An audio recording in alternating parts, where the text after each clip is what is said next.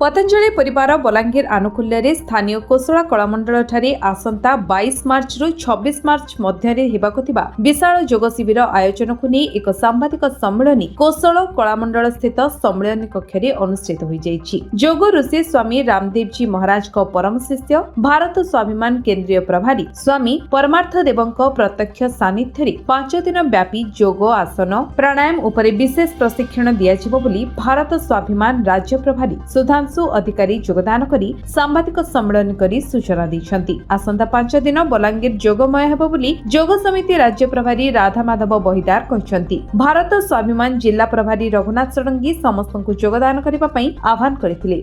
आगामी काली ठारू 5 दिन धरी कलामंडल पड़ियारे पतंजलि जोगपीठ बलांगीर परिवार तरफ एक विशाल जोग शिविर आयोजन होती। ए शिविर को प्रत्यक्ष भाव में परम पूज्य स्वामीजी जी अनन्य शिष्य पूज्य स्वामी परमार्थ देव जी परिचालना करेंगे।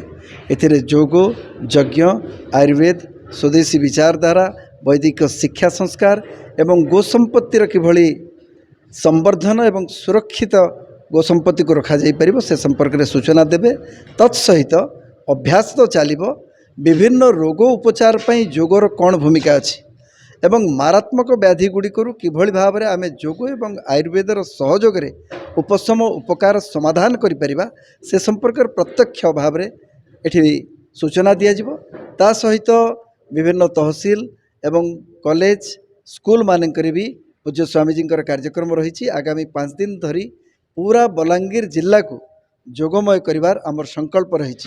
विगत दिन में कार्यक्रम गुड़िक सुचारू रूप से करा जाइछि एवं बलांगीर जिले में लोकों भितर जनसाधारण भितर जो श्रद्धा भाव पतंजलि जोगपीठ परिवार देखी ताकू आहरी व्यापक भाव में समृद्ध करने आगु को बढ़ाइबापी ए कार्यक्रम आगु को रखा जाइछि। समय सकाळ 5टा रु 7:30 पर्यंत एवं 22 तारिख रु 26 तारिख पर्यंत रहिबो। मु आपनक माध्यम रे निवेदन करिवि समस्त साधक साधिकागण निज सहित गोटे टावेल इत्यादि नहीं आसीथिबे, दरी छोटिया नहीं आसीथिबे बिछेकी बसिबापई एवं कार्यक्रम 5टा रु 7:30 रहिबो।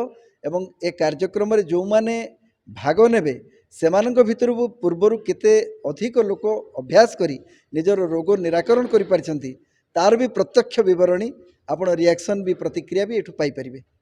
बलांगीर रंजी पृष्ठिंग रिपोर्ट विश्व विजय न्यूज ओडिशा।